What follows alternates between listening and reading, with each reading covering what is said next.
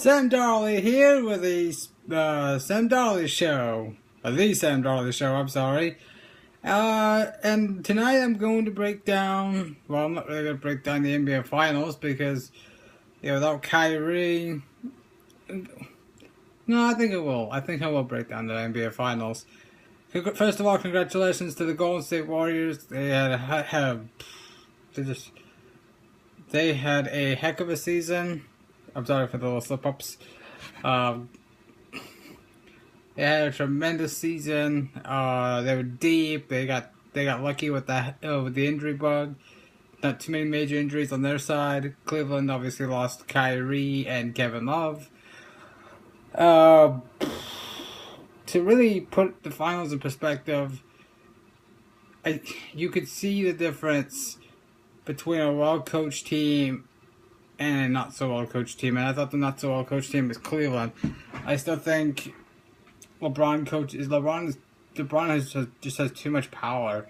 He's a great player, sure, but you gotta let your coach do his job. I mean, throughout the year, I've heard so many things. LeBron doesn't like Blatt, and he doesn't like the way he calls plays, and this is throughout the season. And it really wasn't until these finals that I really got the sense that LeBron didn't really like David Blatt.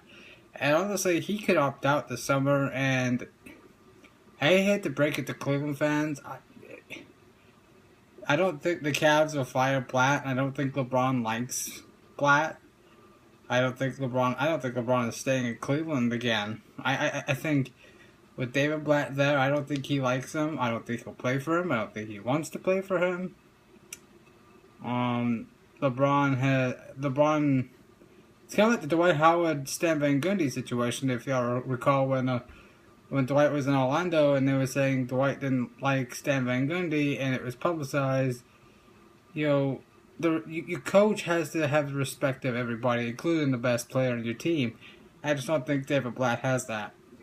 Steve Kerr on the other side with Golden State, well, he had to earn it. But those guys respected him, and it's clear as day they loved playing for him. They love to make the sacrifices that they made to make an NBA championship possible. And again, when you're as deep as Golden State with all-stars coming off your bench against a team that came out of an inferior conference, you should win the finals. I thought Golden State, with or without Kyrie and Love, I think Golden State was going to win the finals. They were simply the better team. LeBron was the best player in the series. He had an amazing series.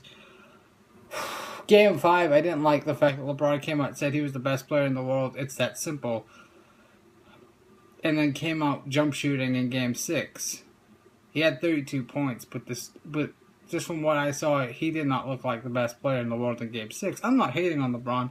I'm just judging by what I see, and what I saw was, he had his moments of aggression, but you come out, you say you're the best player in the world, and then you come out looking rather flat in an elimination game at home. I didn't like it. I don't like it at all. But congratulations to the Golden State Warriors. And I'd also like to extend some congratulations to the Chicago Blackhawks. They won the third Stanley Cup in 6 years. I think it's fair to call them. It's fair to call them a dynasty. They have won 3 of the last 6 Stanley Cups, and they're young. They're built to last.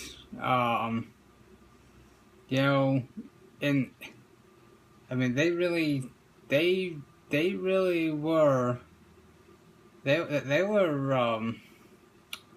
Both these teams, both the Warriors and the Blackhawks, are excellent teams. And excellent seasons. But now we wait till football season, and to kill the time, we've got baseball season. No disrespect to baseball, and to the people that love baseball. The Astros are off to a good start. They're 2.5 games in front of the Texas Rangers. Well, 3 games up now. Before Texas goes to take on the Dodgers at 9 o'clock tonight, they will be 3 games behind the Houston Astros. The Astros are a pleasant surprise. Can they keep it up? We'll see. I do think they need to make a trade. Yeah. I would say one trade. They need a pitcher that can eat innings. I mean, other than Keiko, McHugh has been unable to eat innings. McCullers seems to come on strong.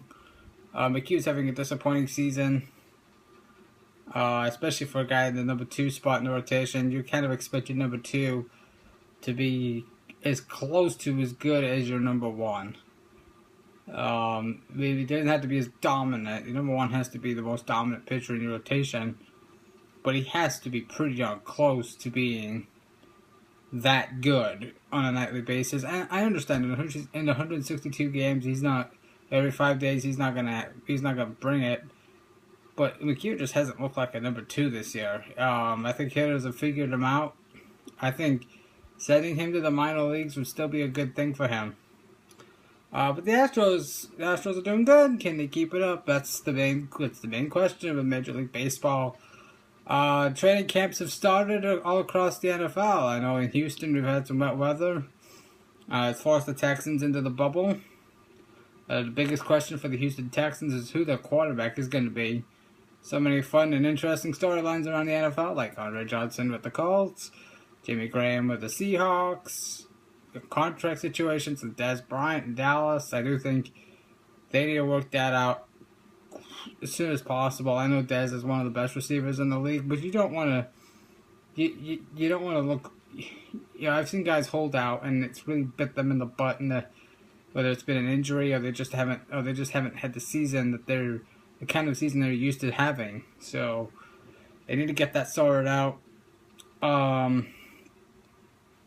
We got a long way to go for football season, and I'm not gonna break down the divisions just yet. I want to see who's starting for who at the quarterback position for.